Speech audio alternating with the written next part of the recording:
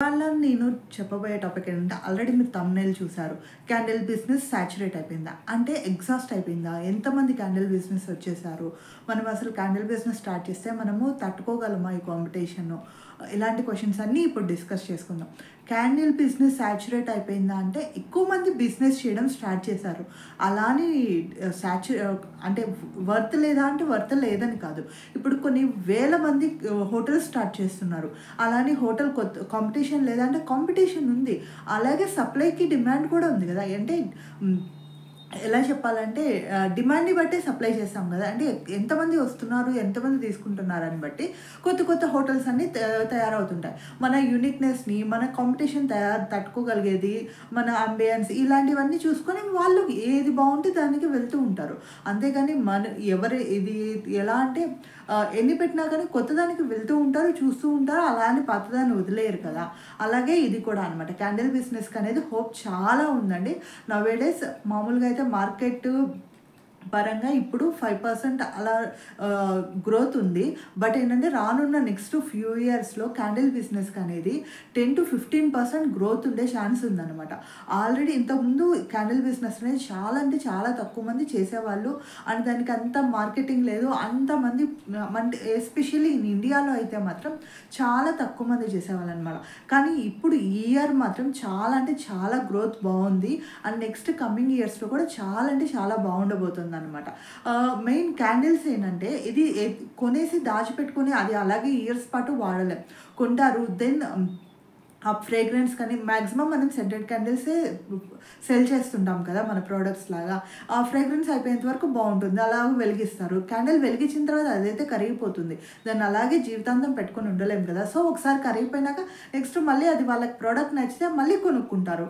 Same ఇలాగే అనమాట. ఇప్పుడు ఏదైనా కానీ దాని యూసేజ్ ఎక్కువగా ఉంటే దానికి డిమాండ్ ఎక్కువ ఉంటుంది. అలాగే మీరు చేసే ప్రోడక్ట్స్‌లో యూనిక్‌నెస్, కొత్తదనము ఇలాంటివన్నీ చూపించారు. కన్సిస్టెంట్‌గా బ్రాండింగ్ చేసుకోవడము, మీరు మంచి ప్రోడక్ట్ ఇవ్వడం, క్వాలిటీ ప్రోడక్ట్ ఇవ్వడం ఇలాంటివన్నీ చేశారంటే ఖచ్చితంగా మనకైతే బిజినెస్ అయితే ఖచ్చితంగా ఉంటుంది. బిజినెస్ ఎక్కడ సాచురేట్ అవ్వలేదు అండ్ బిజినెస్ ఎగ్జాస్ట్ అవ్వలేదు. బిజినెస్ అలాగే ఉంది.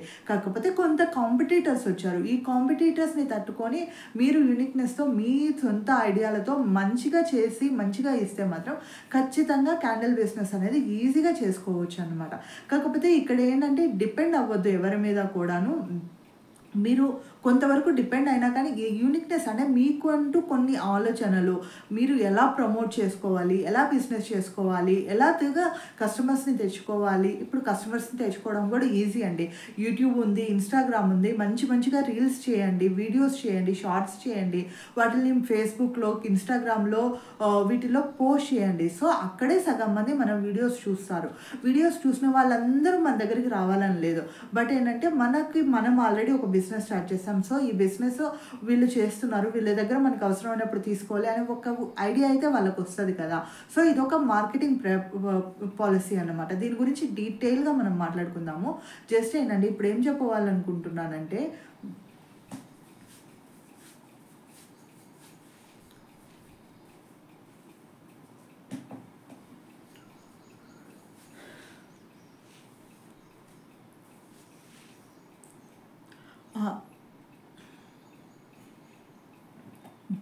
నేను ఇప్పుడు ఏం చెప్దాం అనుకుంటున్నానంటే మీరు యూనిక్‌గా చేయడం వల్ల మాత్రం మంచి ప్రోడక్ట్ చేస్తే మనకి బిజినెస్ అయితే ఉంది. బిజినెస్ ఎక్కడ సాచురేట్ అవ్వలేదు. కాబట్టి మీరు మంచిగా మీ బిజినెస్‌ని బాగా గ్రో చేసుకోవాలని మనస్ఫూర్తిగా కోరుకుంటున్నాను.